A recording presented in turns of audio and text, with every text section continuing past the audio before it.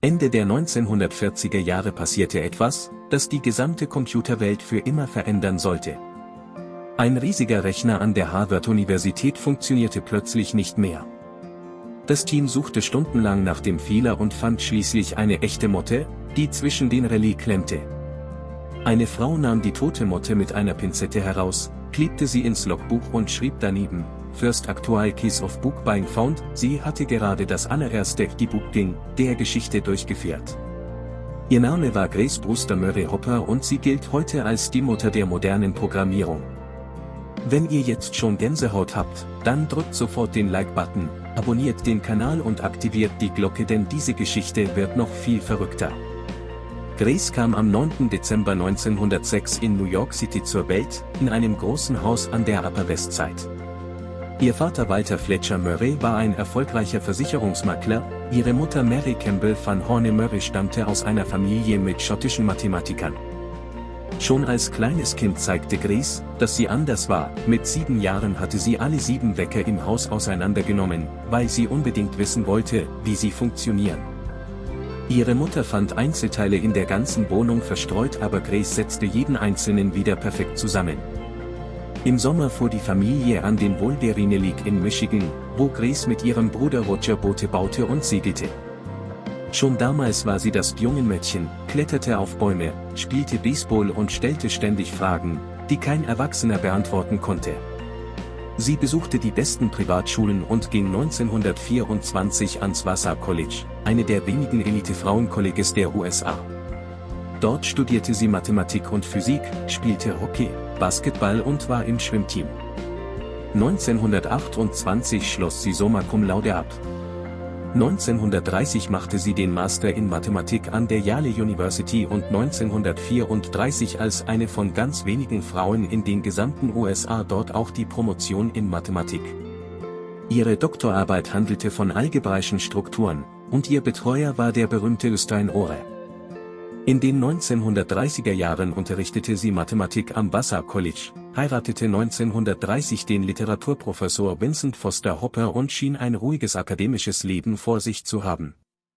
Doch dann kam der 7. Dezember 1941, der Angriff auf Pearl Harbor. Grace war 35 Jahre alt, verheiratet, kinderlos und wollte sofort in den Krieg ziehen. Sie beantragte die Aufnahme bei der US Navy, wurde jedoch 3-mal abgelehnt. Erstens war sie zu alt, das Limit lag bei 38, sie war schon 34, aber die Bürokratie zählte anders. Zweitens wog sie zu wenig für ihre Größe, sie war 1,68 m groß und nur 48 Kilogramm. Drittens galt ihre zivile Tätigkeit als kriegswichtig. Grace ließ nicht locker. Sie nahm Extragewicht zu, ließ sich von ihrem Fachbereich freistellen und schaffte es 1943 endlich. Sie wurde als Leutnant zur BAFES, Women Accepted for Volunteer Emergency Service, eingezogen und direkt nach Harvard geschickt zu einem Gerät, das die Welt noch nie gesehen hatte. 1944 stand sie vor dem Harvard Mark I, einem 15 Meter langen, 2,5 Meter hohen, 5 Tonnen schweren Ungetüm aus 760.000 Teilen, 3.500 Relais und 800 Kilometern Kabel. Der Chef des Projekts war Commander Howard Aiken, ein genialer, aber cholerischer Mathematiker. Grace wurde eine der 3 Hauptprogrammiererinnen. Sie schrieb das 500-seitige Handbuch für den Mark I, das erste jemals verfasste Computerhandbuch. Nach dem Krieg wollte die Navy sie entlassen, doch Grace weigerte sich, die Uniform auszuziehen. Sie blieb als Research Fellow in Harvard und wechselte 1949 zur Eckert-Mauchly Computer Corporation in Philadelphia, wo der Univac I entwickelt wurde, der erste kommerzielle Computer der Welt. 1952 geschah das Unfassbare, Grace erfand den ersten Compiler der Geschichte, das A0-System, später A1 und A2. Bis dahin musste jeder Programmierer in reiner Maschinensprache aus Nullen und Einsen schreiben. Grace sagte, das ist doch Wahnsinn. Warum schreiben wir nicht einfach in normaler Sprache und lassen den Computer den Rest machen? Ihre Kollegen lachten sie aus und nannten sie verrückt. Aber Grace baute den Compiler trotzdem. 1959 wurde sie zur treibenden Kraft hinter COBOL Common Business Oriented Language. Sie leitete das Code-Asyl-Komitee und wollte eine Sprache schaffen, die auch Buchhalter und Manager verstehen konnten. COBOL wurde so erfolgreich, dass noch im Jahr 2000 etwa 80% aller Finanztransaktionen weltweit darauf liefen. 1930 heiratete sie Vincent Hopper, 1945 ließen sie sich scheiden ohne Drama, ohne Skandal. Grace behielt den Nachnamen, weil er besser klang. Kinder wollte sie nie, ich hätte sie sowieso nur vergessen zu füttern, sagte sie später lachend. Sie war nie wieder verheiratet, hatte aber viele enge Freundschaften, vor allem mit anderen Wissenschaftlerinnen und Offizieren. Sie liebte Whisky, Jack Daniels war ihr Favorit, trank gerne Bier auf Konferenzen und rauchte wie ein Schlot. Auf Fotos sieht man sie oft mit Zigarette in der Hand und einem schelmischen Grinsen. Sie war winzig, 1,68 m und nie über 50 Kilogramm, aber wenn sie einen Raum betrat, verstummten alle. Sie hatte diese unglaubliche Mischung aus Autorität, Wärme und beißendem Humor. Ihre 4 größten Lebenswerke im Detail. Der erste Compiler, A0, 1952, sie nannte ihn ein Programm, das Programme schreibt.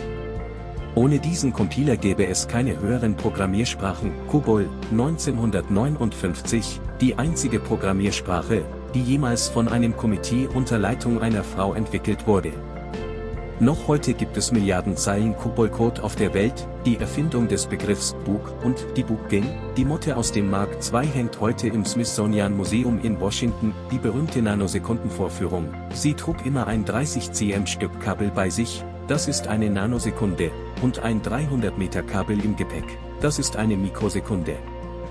Mit dieser einfachen Demonstration brachte sie tausenden Offizieren bei, wie schnell Computer eigentlich sind. Grace war alles andere als unumstritten. Junge Programmierer der 70er und 80er Jahre hassten COBOL und nannten es dinosaurierhaft. Grace konterte scharf, ihr seid nichts als arrogante Elitisten. Ich habe COBOL geschrieben, damit auch Sekretärinnen und Buchhalter programmieren können, nicht nur ihr 120 IQ-Genies. 1967 wurde sie mit 60 zwangsweise pensioniert, nur um 18 Monate später wegen des Vietnamkriegs wieder reaktiviert zu werden. Sie diente bis 1986 und ging mit 79 Jahren als ältester aktiver Offizier der US-Marinegeschichte in den endgültigen Ruhestand.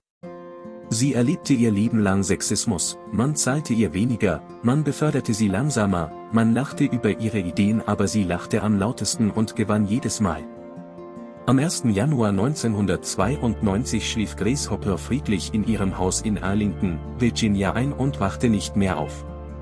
Sie wurde 85 Jahre alt. Sie wurde mit vollen militärischen Ehren auf dem Arlington National Cemetery beerdigt als eine der ersten Frauen überhaupt. Die US Navy taufte 2 Schiffe auf ihren Namen, den Zerstörer USS Hopper, DDG-70, und das Kabellegerschiff USNS Grace Hopper. An der Yale University gibt es seit 2017 das Grace Hopper College. Jedes Jahr wird der Grace Hopper Celebration of Women in Computing veranstaltet, die größte Technikkonferenz für Frauen weltweit. Grace Hopper hat uns eine klare Botschaft hinterlassen: Technologie darf niemals nur wenigen Genies gehören, sie muss für alle zugänglich sein. Deshalb frage ich euch jetzt, wie viele Menschen auf der Welt können heute noch COBOL programmieren? Was hätte Grace wohl über ChatGPT, KI und moderne Programmierer gesagt? Hätte sie gelacht oder den Kopf geschüttelt? Schreibt eure Meinung in die Kommentare, gebt dem Video einen Daumen hoch, abonniert den Kanal und drückt die Glocke, damit ihr kein weiteres verrücktes Stück Technikgeschichte verpasst. Ich bin raus, bis zum nächsten Video.